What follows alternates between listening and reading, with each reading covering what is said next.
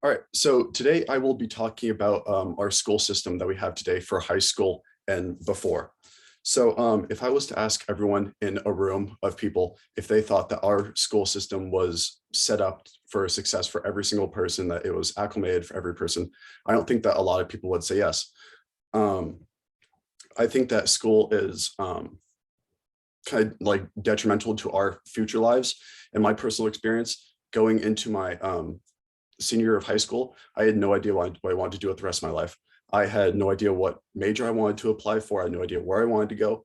And I hadn't even finished my last year of high school yet. Um, so I really felt like I had no purpose. I had no idea where I wanted to go. And that was a really, really big stressor in my life. Um, I think that school does a lot of good for some people, but I think that for a lot of people, it definitely hurts them and they definitely need a little bit more experience to figure out what they want to do with their life. Um, so what are some of the major problems that we are facing in our school system? I think that the biggest one is just the overall structure of our system. I don't think that a lot of people have enough time in high school to figure out what they want to do. I think that they're very confused. I think the biggest problem is that we have to fill out requirements in order to graduate. We have to take a certain number of science classes, math classes.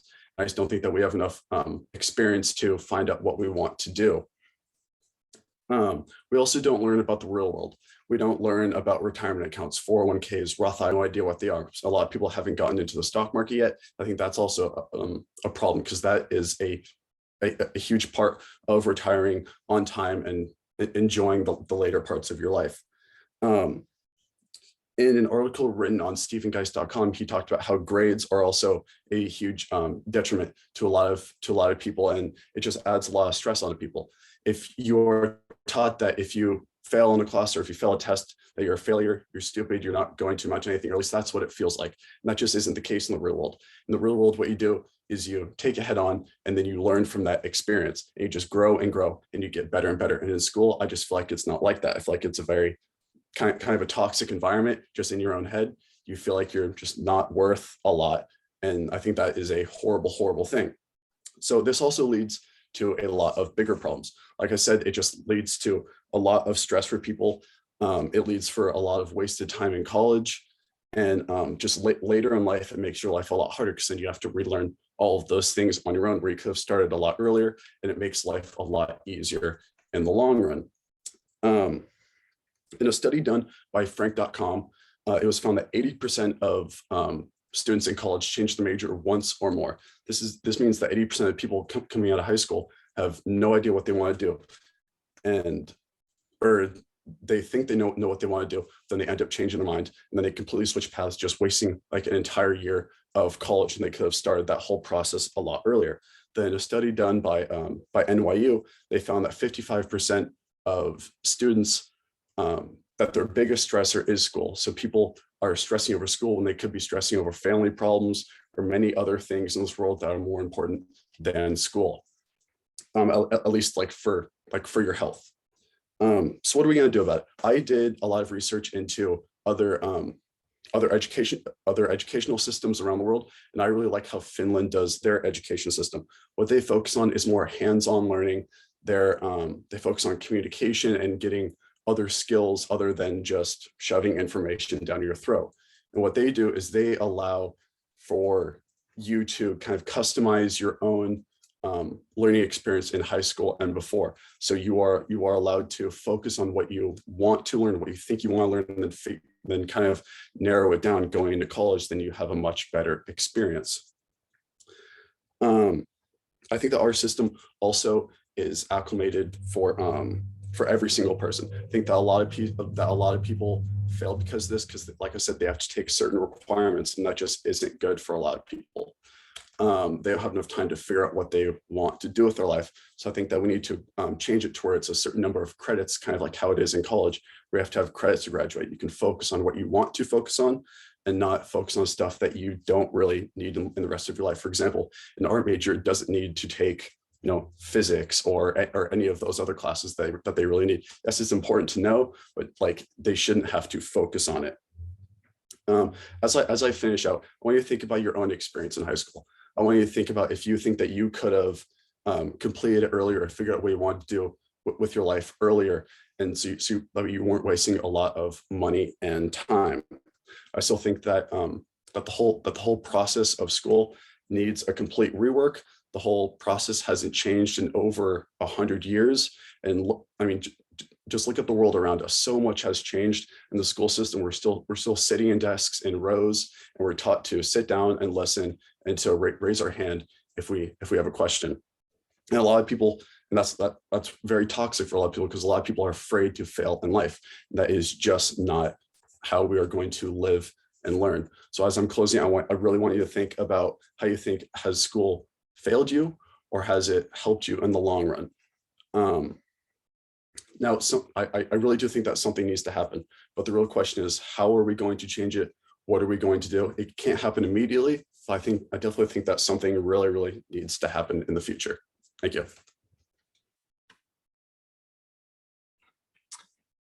30% increases in forest fires, 35% increases in droughts, and 25% increases in famine.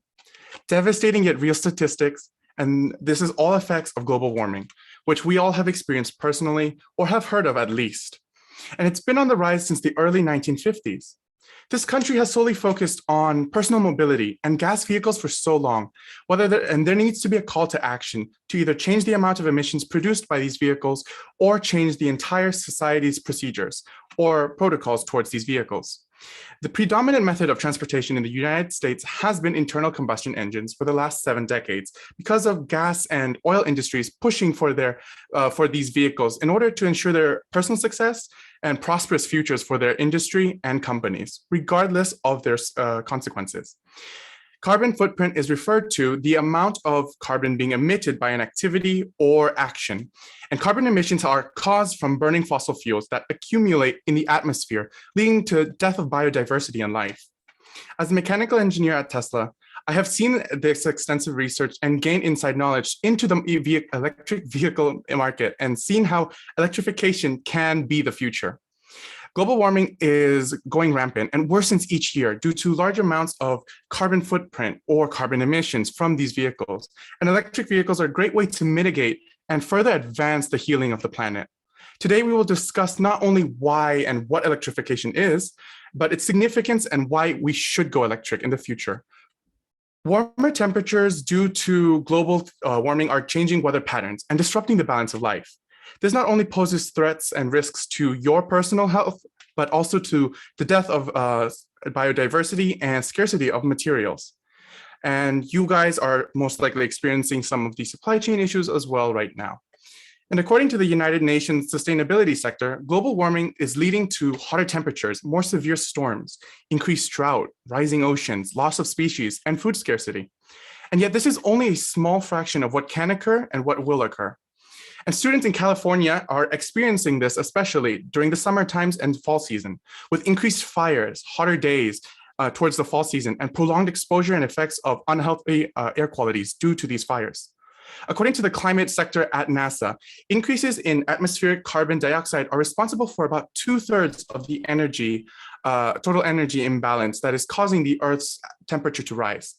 Highways, vehicles such as these internal combustion engines are approximated to release about 1.6 billion tons of greenhouse gases into the atmosphere each year in the form of CO2 or carbon dioxide, which is a major contributor to the global climate change that is occurring now.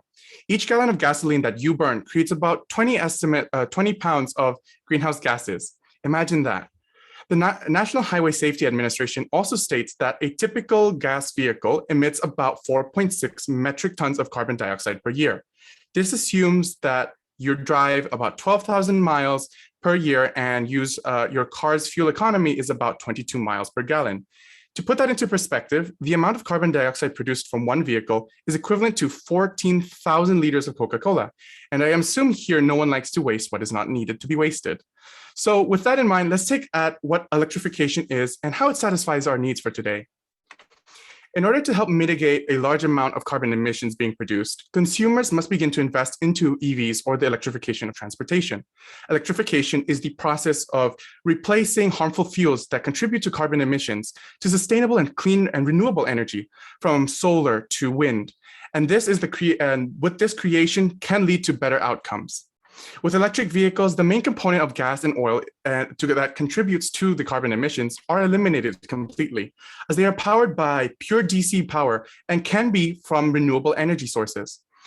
Purchasing and having a major adoption of EVs can help also mitigate the carbon emissions on a long-term basis or a daily basis as well.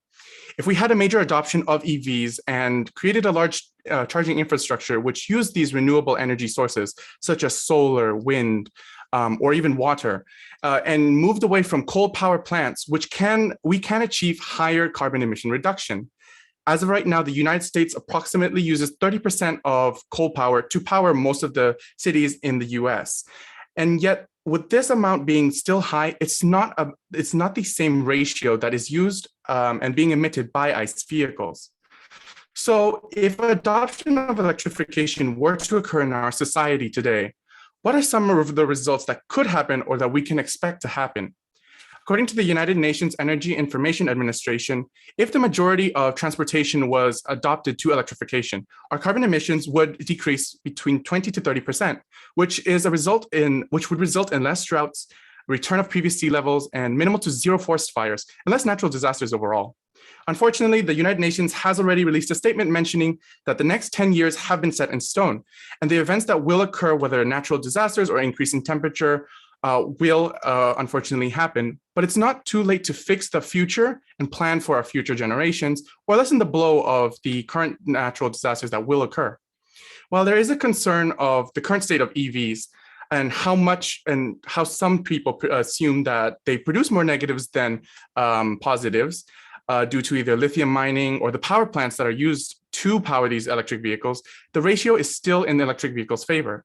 According to internal Tesla engineering data that engineers and I have collected throughout the years, we still approximately saved 20% more carbon emissions if we were to consider the absolute worst case scenario, assuming we used all fossil fuels and carbon emissions, as well as the max lithium ion battery mining. And even with that in consideration, we still use significantly less. The United States has been at the forefront of technological advancements in the vehicle industry for numerous decades, and it comes with a price, emissions. So we have to consume much less fossil fuels in order to beat out what is going to be set in the next few years for global warming. And as we consume more fossil fuels than any other countries around the world, we lead to significantly more global warming effects. Electric vehicles can be fun and environmentally beneficial as well, compared to their counterparts of internal combustion engines. And as global warming progressively worsens each year due to large amounts of carbon footprint, electric vehicles are a great way to mitigate that and advance the healing. With government incentives coming soon, it's pretty much a no-brainer to purchase an electric vehicle now or in some time in the future. So the next time you're in the market to purchase a vehicle or have money to spare to purchase that vehicle, purchase an electric vehicle. Do you want to be a contributing factor to harming the planet or healing the planet we all share together? Thank you. Okay, so imagine yourself one evening going out to run some errands. Say you're going out to Target for a couple of items and you want to go like buy Starbucks or something. But when you get to Target, you feel as though somebody may be watching you. You might feel like somebody's following you. Eventually, you do realize that somebody is following you. And so worried, you quickly finish up what you're doing to get back to your car. Upon getting back to your car, however, you realize that there's a strange item on your windshield. So naturally, you try to inspect the item. And then the next thing you know, you're surrounded and you're taken away by force. This is just one example of human trafficking that many people experience of all ages, regardless of gender. I personally have never had such an experience, but I know of people who have. Specifically friends of mine. I've also done extra research on the topic of these crimes within the country as a whole, as well as in local areas. Human trafficking remains to be a very prevalent issue in the San Francisco Bay Area, and it's an issue that we all need to work together to take action against, or take cautious action against. Today, I'll be explaining to you just how widespread of an issue human trafficking is, why trafficking is particularly an issue for young adults, as well as some things that we can all do to help mitigate the risk of these crimes. Now, we all know that human trafficking is a problem throughout the country. However, it's a very large problem in the Bay Area. According to a 2021 article published by the City and Council of San Francisco, up to 637 human trafficking crimes have been identified by agencies in the previous year alone. Even more recently than that, according to another 2021 KGO TV article, human trafficking rescue organizations have recently been seeing an influx in trafficking crimes since the start of the COVID pandemic. Prior to the pandemic, these organizations were getting maybe 2 to 3 calls a week. But as of July of 2021, these calls have gone up to upwards of 15 to 20 calls a week, which more than triples the original amount that they've been getting. But now that I've explained how big of an issue this is, I'll now be going into why this is a bigger problem for younger adults. The majority of human trafficking crimes are actually geared towards going after people within the 18 to like 25 age group. According to 2018 data published by the San Francisco Department on the Status of Women, 77% of all human trafficking survivors are under the age of 25. 47% of these are between 18 to 24, and 30% are actually minors.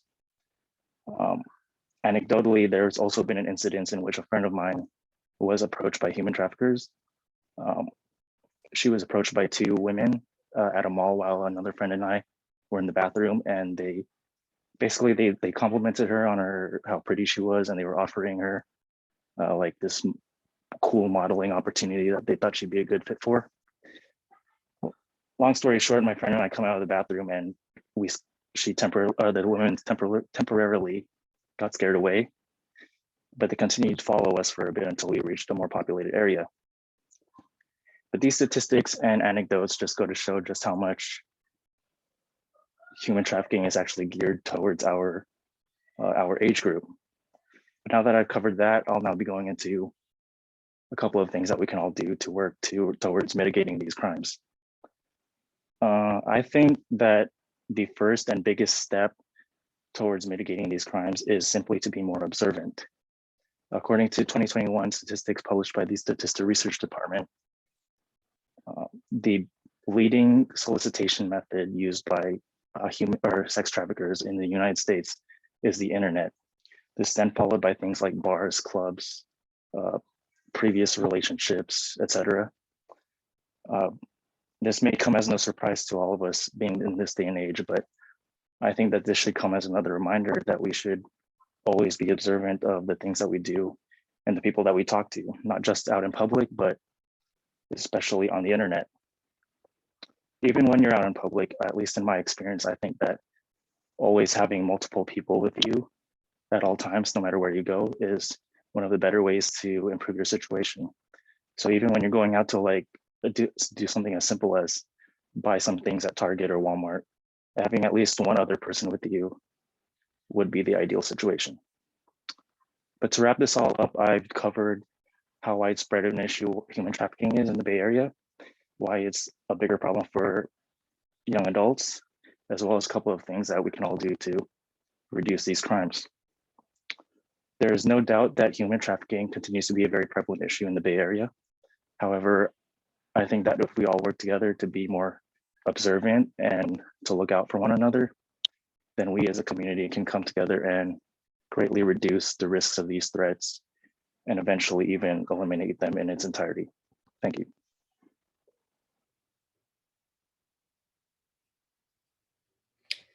There are 4.5 billion social media users all over the world. That is more than half our population. That means that there are 4.5 billion people accessible at a few taps of our fingertips. Social media has become the leading online platform for everything that has to do with communication and socialization, but it is slowly taking away the genuineness of real-life interaction. Since the coronavirus became a worldwide pandemic in early January 2020, social media had to replace face-to-face socialization. Being at home all day has forced us to spend hours upon hours on Instagram, Twitter, and TikTok. And with these platforms becoming an everyday norm, the evidence for how it negatively impacts society today continue to rise. Social media has certainly had a negative impact on my own life, as scrolling through Instagram has led to many tears and mental breakdowns, to the point where I couldn't even look myself in the mirror the same anymore. I can testify that my own anxiety has slowly gotten worse as social media became a constant in my life. With that, social media is more detrimental to society rather than beneficial. So today I'll be sharing with you the problems with social media, how it negatively impacts our society today, and how we as a community can take steps towards addressing the problem and a safer online environment. So first, what problems are prevalent in social media? One of the problems in social media is that it creates and promotes idealistic expectations of how society should act, look, and dress. According to the Body Image Journal, researchers reported that women felt inadequate about their appearance after viewing the social media of someone they felt was more attractive than them. And people only post and praise about what they believe is beautiful and attractive, and that can set the societal bar high for everyone. And it doesn't help that Photoshop is a very popular tool when it comes to body image. Another problem is that social media supports fake people and fake news. Since social media is online, many people use this to their advantage and hide behind their screen by not being their true self or by literally pretending to be a different person. These choices are ingenuine to society, and it creates a dangerous space for users when interacting online. With fake news, social media cannot systematically get rid of fake information. Therefore, fake news is everywhere. According to a 2018 study published by MIT, several professors found that tweets regarding fake information were 70% more likely to be retweeted rather than tweets with real information, and it reaches their audience 6 times faster. This supports the hypothesis that people are more drawn to unusual and unfamiliar information, which fake news often is. Another huge problem is that it creates a free space for cyberbullying. Specialists from the National Center for Health Research found that about 72% of teenagers claim that they have been cyberbullied at least some point in their life. In the last year and a half alone, online harassment and hate towards Asian Americans have dramatically increased due to people blaming them for the spread of COVID-19. It has reached a point of physical beatings and shootings. For example, the Atlanta shooting that happened earlier this year, where a shooting spree took place at an Asian spa, where 8 people were killed, 6 of them being Asian, and many experts claim that this was linked to racism. So now that you know why social media can be a problem, how does it affect the people that use it? Well, first and foremost, social media greatly impacts mental health. There are numerous studies of how social media is linked to a declining mental health state. And due to the infinite amount of content released online, social medias are exposed to a number of topics that can sustain feelings of loneliness, jealousy, insecurity, the list goes on. A 2019 study found that teens who use social media for 3 hours or more daily are more likely to experience problems of anxiety, depression, and unsociable behavior. Secondly, the worst case scenario is suicide, and unfortunately, it is scarily common.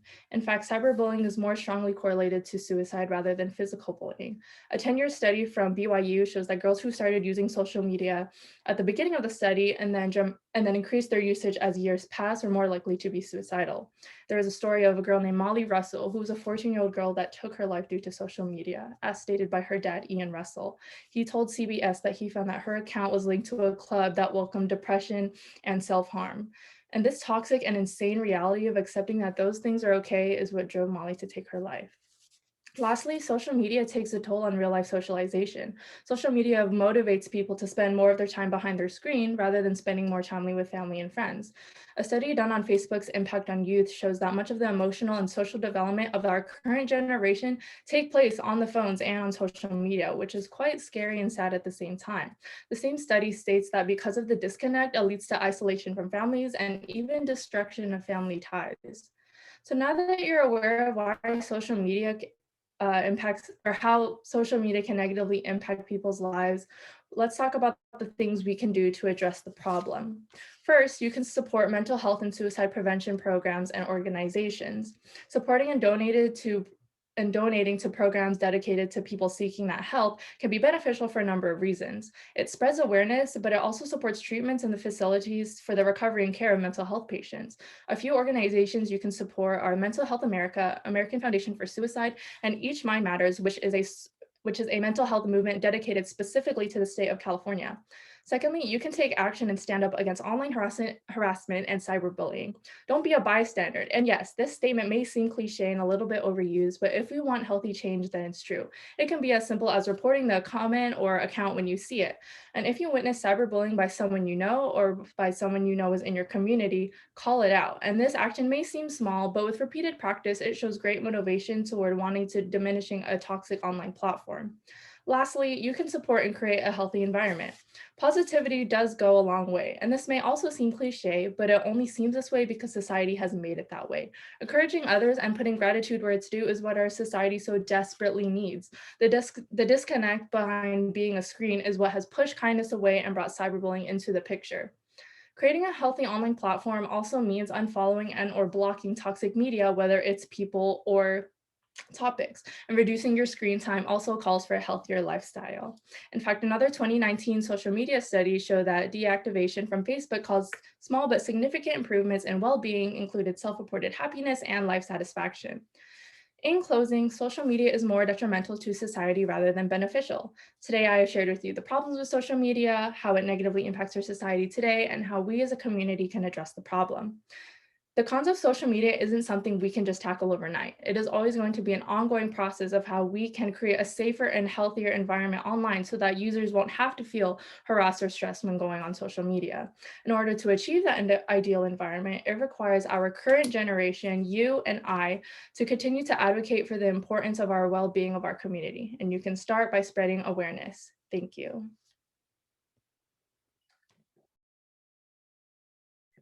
Imagine coming to the hospital to visit a loved one who is paralyzed from their feet all the way up to their neck and seeing them in pain.